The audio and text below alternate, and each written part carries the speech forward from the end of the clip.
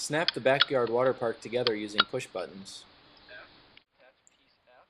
Attach the dumping bucket by using the arms provided in the kit.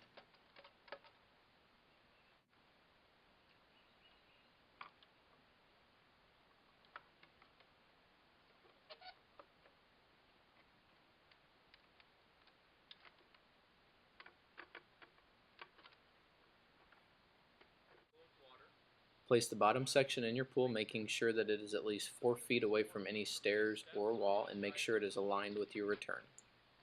Place the bucket section on top of the base section. Make sure you turn the couplings clockwise to attach the two units together. Attach the filter attachment to your return just as you would any pool vacuum.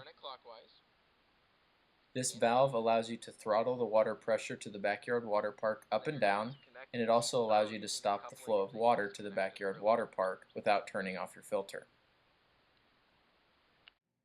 Now it's time to play with our backyard water park.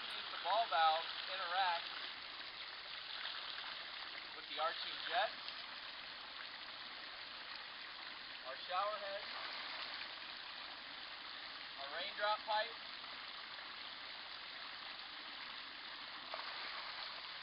our pipe ball,